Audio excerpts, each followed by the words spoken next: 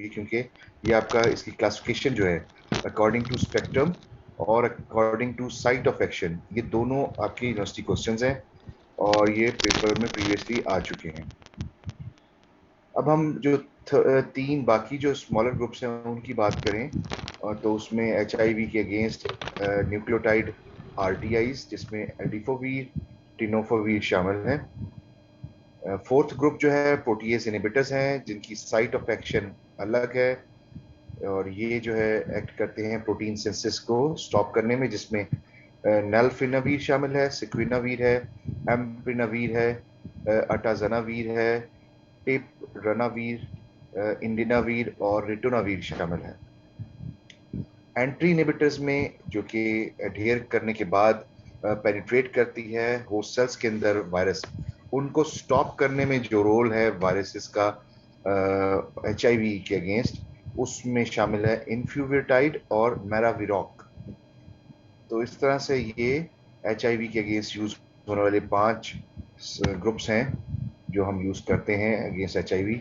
Influenza A and B, और ये uncoating of जो प्रोटीन है उसकी में इसका रोल है इसका, इसमें एमेंटाडीन और रिमेंटाडीन और जेनामावीर और ओसेल्टामिवीर ड्रग्स शामिल हैं। इन्फ्लुएंजा H5N1 जो इसका दूसरा नाम बर्ड फ्लू भी है, उसमें जो ड्रग यूज हो रही है वो टैमीफ्लू के नाम से है। तो टैमीफ्लू जो है हम वैक्सीन के तौर पे यूज भी कर रहे हैं, और ये पेशेंट्स को या इन्फेंट्स को लगाई भी जाती है।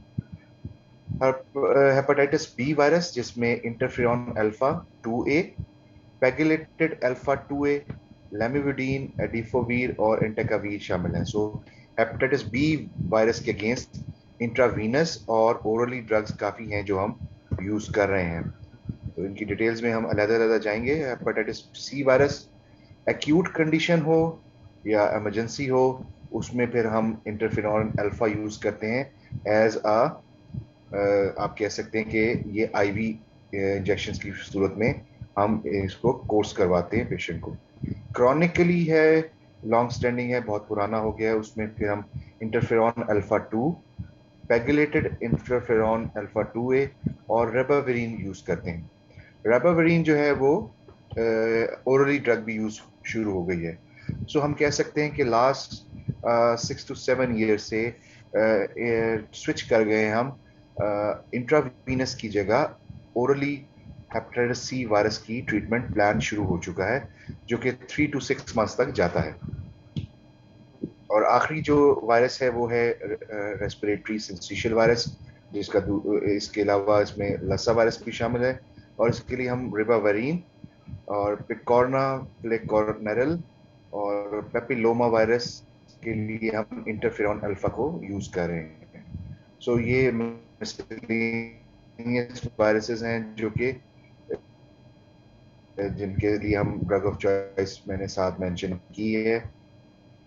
और पेपिलोमा, तो अब सबसे पहले हम एंटी हर्पेस या वेरेसेला जोस्टर वायरस को देखेंगे, जिसमें क्लासिफिकेशन में शामिल है aciclovir, फैमसाइक्लोवीर, well A cyclovir, पेनसाइक्लोवीर, ट्राइफ्लोरिडीन, विडेराबीन and डोकासेनॉल शामिल हैं। सो इन तमाम ड्रग्स की ये जिनकी हम क्लासिफिकेशन देख रहे हैं, अब हम इनकी फार्माकोकाइनेटिक्स यानी इनकी एब्जॉर्प्शन, बायोअवेलेबिलिटी, इनकी डिस्ट्रीब्यूशन, और इसके बाद फिर इनके इंडिकेशंस यानी कि क्लिनिकल यूजेस, उसके बाद इनके एडवर्स इफेक्ट्स जो पर्टिकुलर यूनिक इनके हैं वो हम देखेंगे। तो ये हर्पस सिम्प्लेक्स वायरस ओरली अगर हो रहा हो तो ये अराउंड द लिप्स ऐसे होता है। हर्पस जोस्टर वायरस बैक पे ऊपर जो है इस तरह से इसके लार्जर पैचेस होते हैं जो कि इरिटेटिव होते हैं और इचिंग सुअर होती है। तो सबसे पहले जो प्रोटोटाइप ड्रग है जिससे बाकी ड्रग्स मेंबर्स बनाए गए, उसमें aciclovir top of the list है। एसाइक्लोवीर जनरली हम हर्पस सिम्प्लेक्स वायरस 1 यानी ओरल, हर्पस सिम्प्लेक्स वायरस 2 यानी कि जेनिटल हर्पस, और वेरेसेला जोस्टर वायरस के अगेंस्ट यूज करते हैं। इसका role against Epstein Barr virus EBV, Epstein Barr virus, cytomegalovirus CMV और ह्यूमन हर्पस वायरस 6 यानी कि HHV6 इसके अगेंस्ट रिलेटिवली वीकर एक्टिविटी है या वीकर रोल है इसका। तो अब हम पहले देखते हैं मैकेनिज्म एक्शन जनरली एसाइक्लोवीर का क्या है। It requires 3 phosphorylation steps. तो फॉस्फोराइलेशन जिसमें फॉस्फेट्स की फॉर्मेशन होती है, वो 3 स्टेप्स हैं जो इन्वॉल्व हैं इसमें। तो नंबर 1 ये है कि it is converted to monophosphate derivative by virus specified thymidine kinase. तो अगर हम इसकी पहले डायग्राम देखें तो यहाँ आप देख सकते हैं कि एसाइक्लोवीर, पेनसाइक्लोवीर और गैनसाइक्लोवीर जो कि इसी ग्रुप के मेंबर्स हैं, दीगर दो, ये कन्वर्ट होते हैं मोनोफॉस्फेट्स में in the presence of virus specified thymidine या एंजाइम जिनको थायमिडीन काइनेज कहते हैं। अब ये एंजाइम जो है ये होस्ट सेल्स के अंदर मौजूद होता है। अब ये वायरस जो है स्पेसिफाइड है। अब जो ही ये एंटी के अंदर से निकलेंगे और ये एक्टिवेट करेंगे इस साइक्लोवीर को। इसकी कन्वर्जन जो है मोनोफॉस्फेट में और उसके बाद फिर डाई और ट्राईफॉस्फेट में, इसके बाद जो कि मोनो होस्ट काइनेसिस की प्रेजेंस में हो रही है। इसके 2 स्टेप्स हैं फर्दर। वो ये हैं कि एक तो ये कि ये कम्पिटिटिव इनिबिशन करेगा वायरल डीएनए पॉलीमरेज की, जिसकी वजह से न्यूक्लिक एसिड सिंथेसिस इनहिबिटर्स जो हैं ये एज एक्ट करेंगे और इनहिबिट करेंगे ये न्यूक्लिक एसिड सिंथेसिस को। सेकंड ये है कि ये चेन टर्मिनेशन का काम करेंगे। चेन टर्मिनेशन से क्या इफेक्ट आएगा, और वो कुछ ऐसे है कि acts as a chain terminator because it lacks 3 hydroxyl group. Competitive inhibition कर रहा है ये डीऑक्सी जीटीपी का, यानी गोआनीन ट्राइफॉस्फेट को, और उस पे एक्ट करेगा वायरल डीएनए पॉलीमरेज पे, और इसकी वजह से ये बाइंड करने के बाद ये इरिवर्सिबल कॉम्प्लेक्स में कन्वर्ट हो जाएगा। ये इरिवर्सिबल कॉम्प्लेक्स जो है ये इनहिबिशन करेगा वायरल डीएनए पॉलीमरेज की, जिसके बाद वायरल डीएनए जो है उसकी जो कन्वर्जन है वो फौरन स्टॉप हो जाएगी, और आरएनए जो है उसकी सिंथेसिस फर्दर यहीं पे स्टॉप हो जाएगी, अगला स्टेप ही नहीं होगा। सो डीएनए सिंथेसिस को यहीं पे ब्रेक लग जाएगी। इस तरह से एसाइक्लोवीर जो है, एक तो ये एक्ट करता है इसी डीएनए पॉलीमरेज के ऊपर, और दूसरा इसी को ये इनहिबिट कर देता है। सो इस तरह से इसके 3 स्टेप्स हुए। एक तो ये हुआ कि ये ट्राइफॉस्फेट में कन्वर्जन कर रहा है from monophosphate to triphosphate. So phosphorylation का जो प्रोसेस है बेसिकली वो तमाम के तमाम जो अभी हम आगे ड्रग्स पढ़ेंगे एंटीवायरल, उसमें ये प्रोसेस हर जगह आपको नजर आएगा कि मोनोफॉस्फेट की कन्वर्जन ट्राइफॉस्फेट में हो रही है। ये ट्राइफॉस्फेट में कन्वर्जन, तो ये जो सोर्स है एनर्जी का, ये रिक्वायर्ड है इन तमाम स्टेप्स को करने में, और ये एक्ट करेगा पॉलीमरेज के ऊपर, डीएनए पॉलीमरेज के ऊपर, जो कि वायरस का होता है। इसको ये इनहिबिट करेगा। इसको इनहिबिट करने की सूरत में जो चेन टर्मिनेशन है वो भी स्टॉप हो रही है, और साथ ही साथ वायरल डीएनए फर्दर जो है आरएनए में कन्वर्जन भी उसकी स्टॉप हो रही है।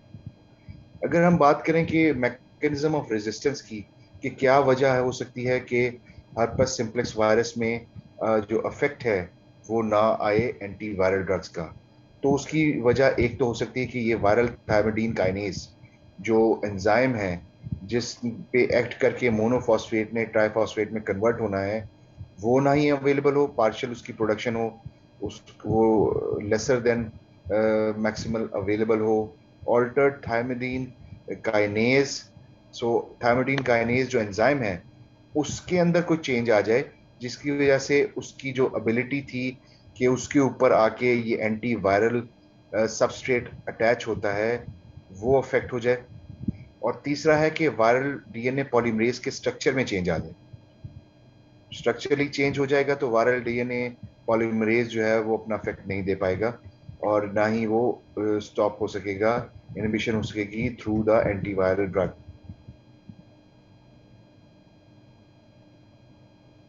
म्यूटेशन अगर आ जाती है, म्यूटेशन होता है कि alteration in the chromosomal arrangement या उनका जो सीक्वेंस है उसमें चेंज आ जाए, उस सूरत में, और थायमिडीन काइनेज जो है उसमें उसके जो स्ट्रक्चर है एंजाइम में उसमें कोई चेंज आ जाए, या फिर वायरल डीएनए पॉलीमरेज के अंदर किसी किस्म की म्यूटेशन यानी कि ऑल्टर्ड जीन हो जाए, ऑल्टर जेनेटिक मेकअप हो जाए, उस सूरत में भी अफेक्ट नहीं आएगा।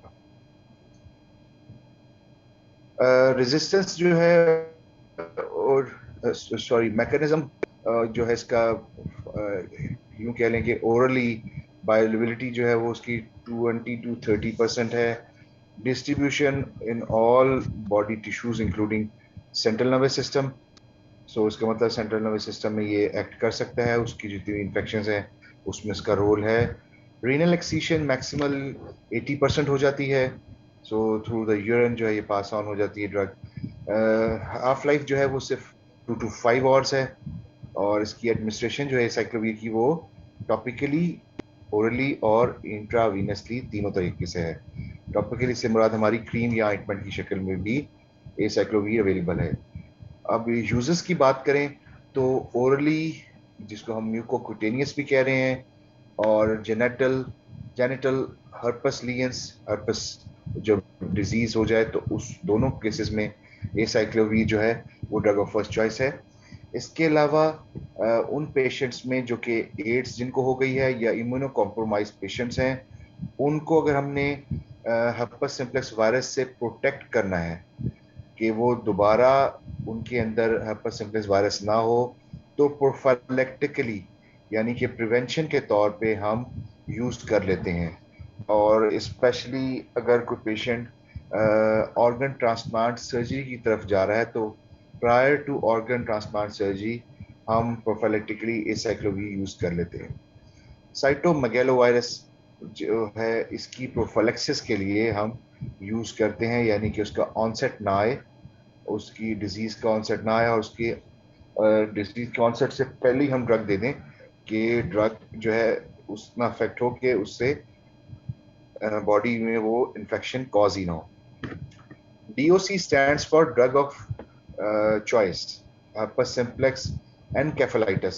यानी कि herpes simplex जो डिजीज है, अगर वो आपके ब्रेन को अफेक्ट कर दे और ब्लड ब्रेन बैरियर क्रॉस करके ये साइक्लोवीर जो है जो मेंटल अलर्ट जो है, जो अफेक्ट हो रही है मेंटल अलर्टनेस, यानी कि पेशेंट जो है वो कंप्लेंट करे कि डिसोरिएंटेड है, वो कंफ्यूज है, along with fever, severe body aches, और ऑन डायग्नोसिस जो है वो herpes simplex वायरस जो है उसको अफेक्ट कर रहा है, इन्फेक्ट कर रहा है। तो ऐसी सूरत में जो कंडीशन है उसको हम नाम देते हैं herpes simplex एनकेफ्लाइटिस। तो एसाइक्लोवीर जो है इसके लिए ड्रग ऑफ फर्स्ट चॉइस है। इसके अलावा neonatal herpes simplex virus infection है, यानी कि इन्फेंट्स में, बच्चों में ये इन्फेक्शन हो जाए तो कैसे है, उसके लिए हम यूज़ कर रहे हैं। फिर आते हैं साइड इफ़ेक्ट्स। टॉपिकल प्रिपरेशन जो हैं उसमें म्यूकोजल इरिटेशन है और ट्रांजिएंट बर्निंग है टू जेनिटल लीयंस। सो इसका मतलब ये हुआ कि टॉपिकली म्यूकोक्यूटेनियस जितनी भी कंडीशंस हैं उसके लिए हम टॉपिकली एसाइक्लोवीर को क्रीम फॉर्म में, ऑइंटमेंट फॉर्म में अप्लाई करते हैं to to reduce the infection. Orally अगर हम यूज करते हैं, ऐश, हेडेक और रीनल इनसफिशिएंसी और न्यूरोटॉक्सिटी हो सकती है। सो न्यूरोटॉक्सिटी मुराद यहाँ पे हमारी पैरेस्थीजिया है, नमनेस है, जो कि अमूमन हो जाती है। पेशेंट कंप्लेन करते हैं कि हमें हाथों में सुइयां चुभ रही हैं या हमारी उंगलियों में उंगलियां सुन्न हो रही हैं। और रीनल इंसफिशिएंसी से मुराद ये है कि रीनल फंक्शंस जो हैं वो डिस्टर्ब हो जाएं और किडनी जो है वो साइक्लोवीर यूज करते हैं तो उस सूरत में रीनल इंसफिशिएंसी होती है, तो ऐसी सूरत में क्रिस्टल्स की फॉर्मेशन होती है। यूरिन में क्रिस्टल्स जो हैं वो पास ऑन होते हैं और जिनकी वजह से किडनी के ऊपर इफेक्ट हो रहा होता है, किडनी डिस्टर्ब हो रहे होते हैं। सेंट्रल नर्वस सिस्टम से रिलेटेड भी कुछ साइड इफेक्ट्स हैं जो एसाइक्लोवीर से आ सकते हैं। सेकेंड ड्रग है आपकी वेल एसाइक्लोवीर। वेल एसाइक्लोवीर जो है एल्वेलाइल एस्टर ऑफ एसाइक्लोवीर है। रैपिडली ये कन्वर्ट हो जाती है साइक्लोवीर में after oral administration by hepatic metabolism. So इसका मतलब यह है कि आपने पहले ड्रग जो ली है वो वैलिसोक्लोवीर ली। ये ड्रग ओरली अगर आपने ली है तो लिवर में जाने के बाद ये मेटाबलाइज होगी। लिवर में मेटाबलाइज होने के बाद ये वेल एसाइक्लोवीर में कन्वर्ट हो रही है। वेल एसाइक्लोवीर के जो लेवल्स हैं ब्लड के अंदर वो अमूमन कन्वर्जन के बाद अलोन अगर हम एसाइक्लोवीर दे रहे हो तो उससे 3 to 5 टाइम्स ज़्यादा अवेलेबल होते हैं अगर हम आईवी या ओरली ड्रग को दे रहे हैं। प्राइमरी और रिकरेंट जेनिटल हर्पिस और हर्पिस जोस्टर इन्फेक्शन जो हैं उनके लिए हम इसको यूज़ करते हैं और ये प्रिवेंट करते हैं, यानी कि ये प्रोफाइलेक्टिकली यूज़ करते हैं हम साइटोमेगालोवायरस डिजीज़ में और उनमें जिनमें पोस्ट ट्रांसप्लांट पेशेंट्स हैं, जैसे कि लिवर ट्रांसप्लांट हुआ, किडनी ट्रांसप्लांट हुआ, तो ऐसे पेशेंट्स में हम प्रोफाइलेक्टिकली यूज़ कर रहे हैं ताकि साइटोमेगालोवायरस की डिजीज़ या इन्फेक्शन ना हो। वैलोसिक्लोवीर अमूमन ओरल प्रेपरेशन में अवेलेबल है और इसका एलिमिनेशन हाफ लाइफ जो है वो अप टू 3 आवर्स है। गैस्ट्रोइंटेस्टाइनल इंटॉलरेंस है, यानी कि पेशेंट कंप्लाइंस इतनी अच्छी नहीं होती। वैलोसाइक्लोवीर की thrombotic microangiopathies, so microparticles जो हैं within the bloodstream वो नज़र आते हैं, जो कि जिसको हम थ्रोम्बोसाइटोपेनिक पर्परा कहते हैं, यानी कि ब्लूइश पर्पलिश जो है डिस्कलरेशन हो जाती है ओवर द स्किन, और तो इसको हम पर्परा के नाम से जानते हैं। हेमोलिटिक यूरेमिक सिंड्रोम, हेमोलिसिस हो रही है, यानी कि आरबीसी जो है उनकी लाइसिस हो रही है, डिग्रेडेशन हो रही है उनकी। थर्ड ड्रग है आपकी पेनसाइक्लोवीर। पेनसाइक्लोवीर का जो जेनेरिक फार्मूला है वो 9,4 हाइड्रोक्सी 3 हाइड्रोक्सी मिथाइल 1 गुआनिन है। पेनसाइक्लोवीर एक गुआनिन एसाइक्लिक गुआनिन न्यूक्लियोसाइड है, एक्टिव मेटाबोलाइट है फैमसाइक्लोवीर का। सो इसका मतलब ये कि फैमसाइक्लोवीर जो भी हम आगे स्टडी करेंगे नेक्स्ट ड्रग, ये हम ओरली ड्रग देते हैं, ये बॉडी में जाने के बाद ये कन्वर्ट होती है एक्टिव मेटाबोलाइट में जिसका नाम है पेनसाइक्लोवीर। अब इसको रिकरेंट हर्पस लेबियालिस में यूज कर, उसके बाद सेकेंडली दोबारा से रिकरेंट हुई है और ये हुई कहाँ की है, जेनेटेलिया की। तो फीमेल्स में जेनेटेलिया में अगर ये हुई है तो उसके लिए पेनसाइक्लोवीर जो है मोस्ट फ्रिक्वेंटली यूज की जाती है। पेनसाइक्लोवीर जो है टॉपिकली 1% क्रीम की फॉर्म में भी अवेलेबल है। पेनसाइक्लोवीर का जो मैकेनिज्म एक्शन है वो है it inhibits the viral DNA synthesis. Initially ये भी फॉस्फोराइलेटेड होगा बाय वायरल थायमिडीन काइनेज, सो इसकी कन्वर्जन होगी फ्रॉम मोनोफॉस्फेट टू ट्राइफॉस्फेट। और पेनसाइक्लोवीर जो है ट्राइफॉस्फेट जो है इसकी कम्पिटिटिव है किसका, इनहिबिटर का, of viral DNA polymerase. Viral DNA polymerase का कम्पिटिटिव इनहिबिटर है पेनसाइक्लोवीर ट्राइफॉस्फेट।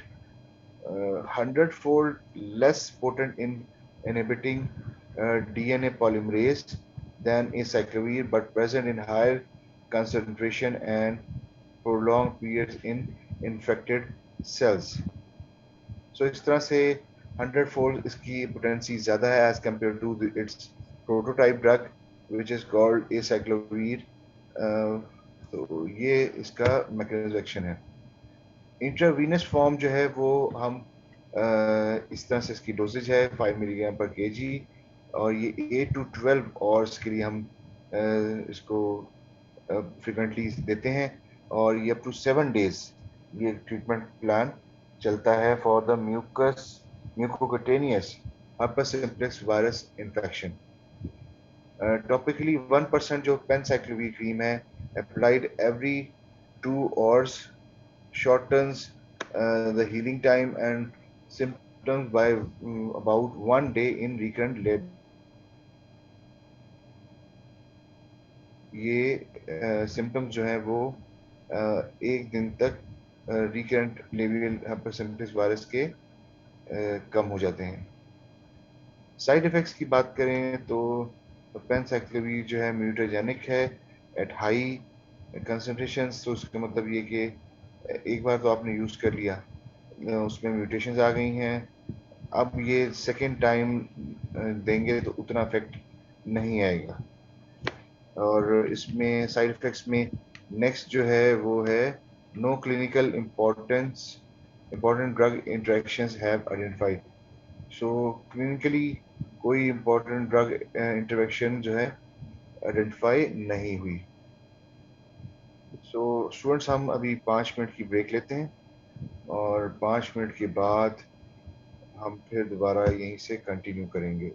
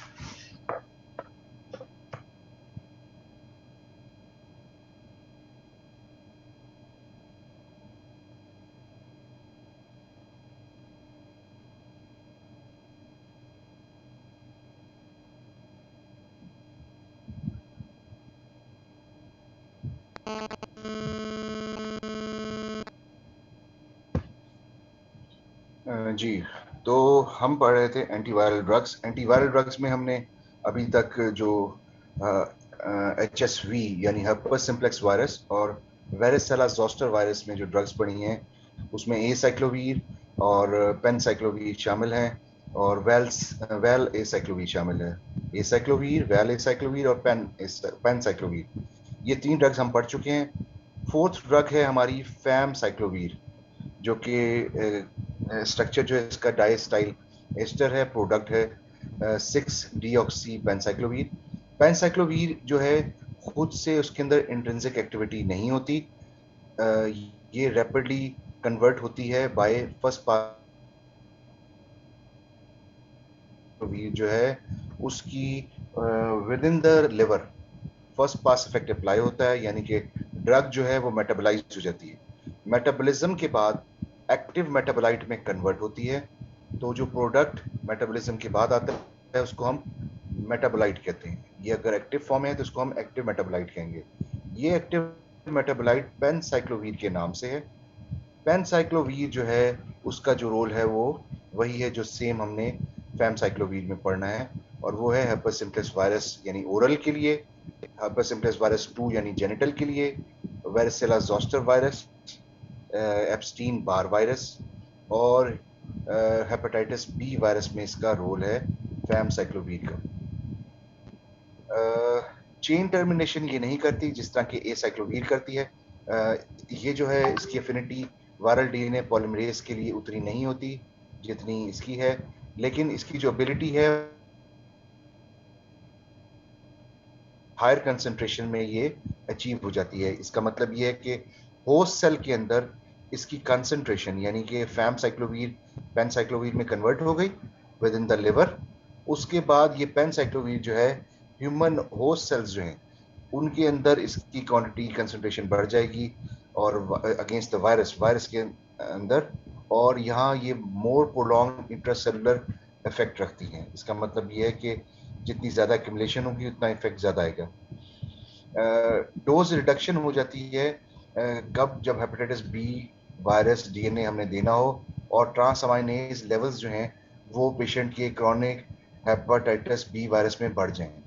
यानी कि एक पेशेंट है उसको हेपेटाइटिस बी वायरस हुआ है, साथ उसको ट्रांस अमाइनेज लेवल्स जो हैं जो कि एलएफटी में शामिल है, यानी कि आप जब एलएफटीज कराते हैं यानी कि लेवर फंक्शन टेस्ट करवाते हैं तो उसमें मुख्तलिफ एंजाइम्स के लेवल होते हैं। उसमें एक एंजाइम जो है वो रेज हो जाए तो हम कहते हैं कि L F Ts D range हो गए हैं, यानी कि पेशेंट का जो है लिवर वो सही काम नहीं कर रहा और बैडली इन्फेक्टेड है patient due to the infection within the liver. तो ऐसे पेशेंट्स में हम डोज जो है उसको रिड्यूस कर देते हैं ताकि ज़्यादा एक्यूमुलेशन से फेलियर की तरफ ना चला जाए। फार्माकोकाइनेटिक्स, सो 70% बायोअवेलेबिलिटी है आफ्टर ओरल एडमिनिस्ट्रेशन। इसका मतलब है कि ओरली हम ड्रग लेंगे, से फॉर एग्जांपल अगर हमने 100 मिलीग्राम ड्रग ली है तो 70 मिलीग्राम जो है वो लिवर से पास ऑन हो जाएगी और बाकी 30% जो है वो कन्वर्ट हो जाएगी, इनएक्टिव हो जाएगी। इंट्रासेलुलर हाफ लाइफ जो है मुख्तलिफ वायरसेस के अंदर मुख्तलिफ है। herpes simplex वायरस के अंदर 10 आवर्स है, herpes simplex वायरस 2 के अंदर 20 आवर्स है और वेरिसेला जोस्टर में 7 आवर्स है। ट्राइफ्लूरिडीन, ट्राइफ्लूरिडीन अनदर नेम जो है इसका ट्राइफ्लूरोथाइमिडीन है। फ्लोरिनेटेड थाइमिडीन न्यूक्लियोसाइड्स होते हैं, इनहिबिट करते हैं वायरल डीएनए सिंथेसिस को, और इनको एक्टिवेशन रिक्वायर्ड नहीं है by the viral thymidine kinase, यानी कि वायरस के ऊपर जो एंजाइम मौजूद है थाइमिडीन काइनेज, जिसमें मोस्टली इससे पहले जितने भी हमने वायरसेस पढ़े हैं उनमें यही था कि मोनोफॉस्फेट से ट्राइफॉस्फेट में जो कन्वर्जन है उसमें रोल इस थाइमिडीन काइनेज का है। इनिशियली ये एज द सबस्ट्रेट यूज हो रहा है, get phosphorylated intracellularly into its active form by host cellular enzymes। जो फॉस्फोराइलेशन का प्रोसेस है वो जो है वो इंट्रासेलुलरली इसको एक्टिव फॉर्म में ले आएगा within the virus cells या होस्ट सेल्स। ट्राइफ्लूरिडीन का जो मैकेनिज्म एक्शन है वो ये है कि ट्राइफ्लूरिडीन मोनोफॉस्फेट जो है वो इरिवर्सिबली इनहिबिट करते हैं थायमिडीन थायमिडाइलेट सिंथेज को। तो ये थायमिडाइलेट सिंथेसेस जो है ये नेक्स्ट स्टेप है कन्वर्जन का, इसमें ये एंजाइम यूज हो रहा है। अब जब ये थायमिडीन जो है इसकी जो फॉर्मेशन नहीं होगी तो ऑटोमेटिकली ये जो सिंथेटेज एंजाइम है जो इसके लिए इन्वॉल्व है इसमें इसकी प्रिपरेशन में, तो उसकी एबिलिटी नहीं होगी कि वो थायमिडीन को प्रिपेयर कर सके या बना सके। ट्राइफ्लोरिडीन ट्राइफॉस्फेट जो है ये कॉम्पिटिटिव इनहिबिटर है थायमिडीन ट्राइफॉस्फेट का। ट्राइफ्लोरिडीन जो है ट्राइफॉस्फेट है थायमिडीन ट्राइफॉस्फेट का, जिसकी वजह से डीएनए जो है उसके ऊपर इनकॉर्पोरेशन नहीं होगी और डीएनए पॉलीमरेज जो है इनहिबिट हो जाएगी। सो ट्राइफ्लोरिडीन बेसिकली इनहिबिट कर रहा है डीएनए पॉलीमरेज को। वायरल डीएनए पॉलीमरेज नहीं बनेगा तो ultimately nucleic acid synthesis inhibitors, RNA synthesis inhibitors वहीं पे स्टॉप हो जाएगी।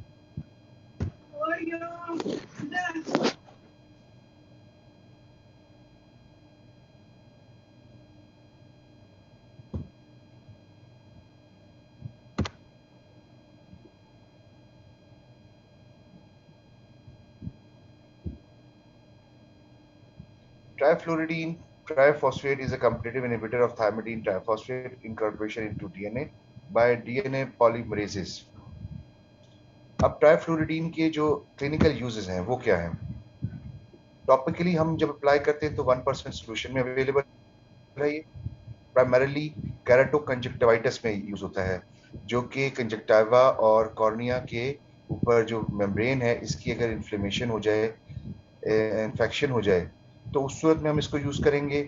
रिकरेंट एपिथेलियल केराटाइटिस, तो इस सूरत में भी हम इसको यूज कर रहे हैं कि एपिथेलियल जो मेम्ब्रेन है वो कॉर्निया की इफेक्ट हो रही है और रिकरेंट हो रही है, बार बार हो रही है, और इसमें जो इन्वॉल्व है वायरस, जो कॉजेटिव एजेंट है वो है हर्पस सिम्प्लेक्स वायरस 1 और 2।